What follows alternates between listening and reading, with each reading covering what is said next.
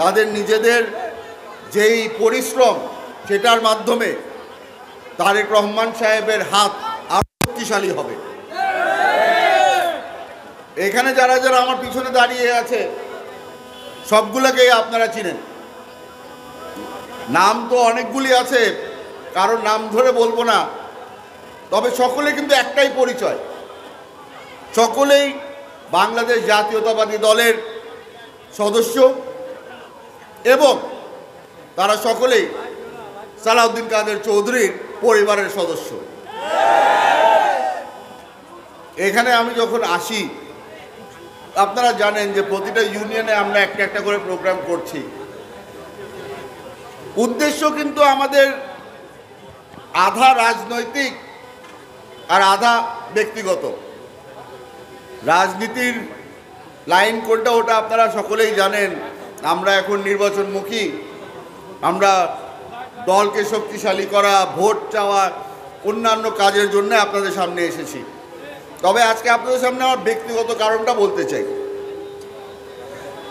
2016 সালে আমাকে এই আওয়ামী সরকার 7 মাসের জন্য গুম করে। এই গুমের থেকে ফিরে আসার কারণটা আপনাদেরকে বলতে চাই। অনেকে বলবে আপনাদেরকে যে ভালো, হয়তো লাইনঘাট ছিল, ওই লাইনঘাটের মাধ্যমে বের হয়ে চলে আসছি। বাংলাদেশের মধ্যে এখন পর্যন্ত এমন কোনো ব্যক্তি বের হয় নাই যে লাইনঘাটের মাধ্যমে আওয়ামী লীগের জুলুম থেকে বেঁচেছে। বাস্তবটা আপনাদের জানা দরকার আছে। 7 মাস গুম থাকার পরে বের হয়ে এসেছি খালি একটা কারণে, আপনাদের দোয়ার কারণে। আমার ভরসা ছিল, আমার বাবাকে যখন আমরা হারাই, আমার ভরসা ছিল যে রাঙ্গুনিয়ার জনগণ আমার বাবার জন্য লড়াই করতে থাকবে। আমার বাবাকে হারানোর পরে আমি দেখেছি আপনারা মাঠে ছিলেন, আপনারা দল ধরে রেখেছিলেন, আপনারা সালাউদ্দিন কাদের চৌধুরীর জন্য লড়াই করেছিলেন।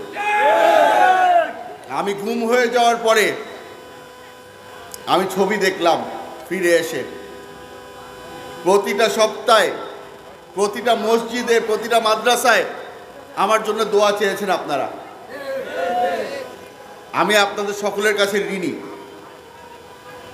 এই ঋণ পরিশোধ করার জন্য আমি আপনাদের কাছে এসেছি, আপনাদেরকে ধন্যবাদ জানানোর জন্য।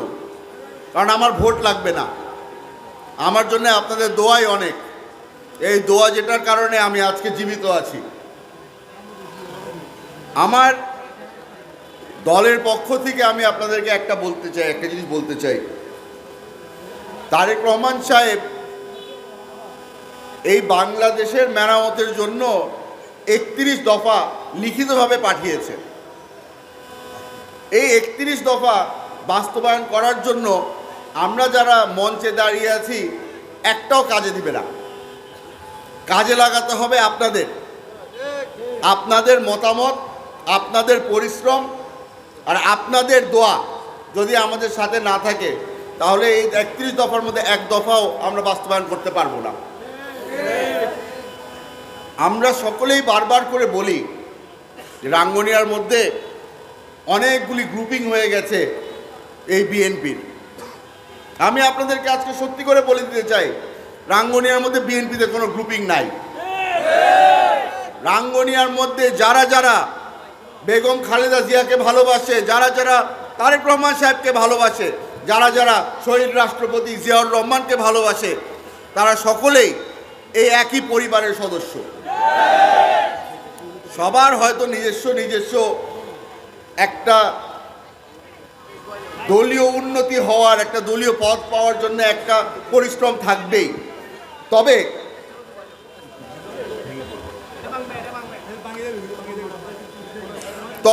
দল যাকে প্রার্থী হিসাবে ঘোষণা করবে আমরা সকলেই তার জন্য কাজ করব।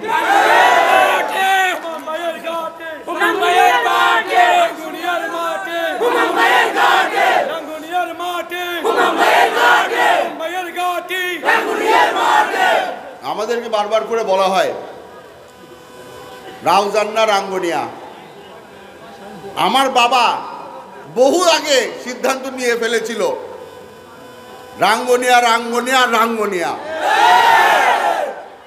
আমার বাবার সিদ্ধান্ত নেওয়ার পরে এই সিদ্ধান্ত আমি তো আর বদলাতে পারি না।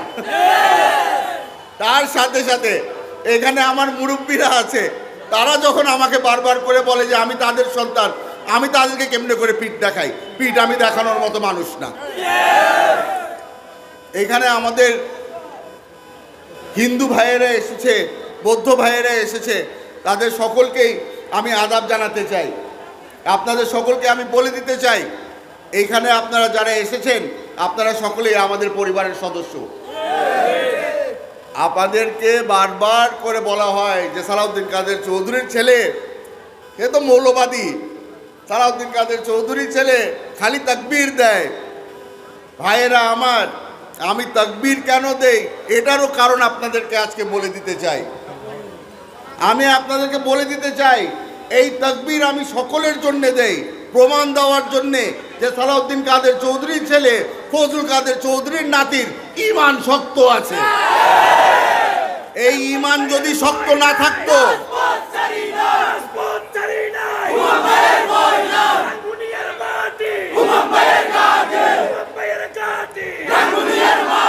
এই ঈমান যদি শক্ত না থাকতো তাহলে আজকে আপনাদের সামনে দাঁড়াতে পারতাম না। আমাকে বারবার করে জিজ্ঞেস করা হয়েছে, আপনার এলাকার মধ্যে যারা বৌদ্ধ ভাইয়েরা আছে, হিন্দু ভাইয়েরা আছে, তারা কি বলে যখন আপনি এই তাকবীর দেন? আমি তখন তাদেরকে বলে দেই, তারাও পছন্দ করে, কারণ তারা বিশ্বাস করে যে অন্তত একটা ব্যক্তি মঞ্চে দাঁড়িয়ে বলছে যে উপর আল্লাহর উপরে বিশ্বাস আছে তার। আপনারা এখানে যারা যারা এসেছেন, আশা করি আপনারা আমার পাশে থাকবেন। আমার বিপদের সময় আপনারা সকলে পাশে দাঁড়িয়েছিলেন। ভালো সময় আসছে, আশা করি এই ভালো সময় আপনাদেরকে আবার আমি পাশে পাব। আপনাদের কাছে আমার একটা অনুরোধ রয়েছে, আজকে এই সমাবেশের পরে আমরা 19 তারিখে সৌরভবাটে আরেকটাও সমাবেশ করছি। আমার তরফ থেকে আপনাদের সকলকে আমি দাওয়াত দিয়ে যাচ্ছি, আশা করি আপনারা সকলেই আসবেন। যাওয়ার আগে আমি আপনাদেরকে একটা জিনিস বলে দিতে চাই। বক্তব্য শুরু করার সময় আমি যেটা বলেছিলাম, গত 16-17 বছরের মধ্যে যেই রাস্তাগুলা ভেঙে গিয়েছিল ওগুলার কোনো মেরামত করা হয়নি। আশা করছি আপনারা তালিকা করে দিবেন এই রাস্তাগুলোর মেরামত যেন আমরা ইলেকশনের আগে করতে পারি। সকলেই অপেক্ষায় আছে কে এমপি হবে, তারপর কে এই দায়িত্ব পালন করবে, আর কে ভোটের সময় ওই লাভটা নিতে চেষ্টা করবে। ভাইয়েরা আমার, আমি ওই অপেক্ষায় নেই। মাঠে নেমেছি জনগণের সেবা করার জন্য। এমপি হব কি হব না রব্বুল আলামিন ঠিক করে দিবে।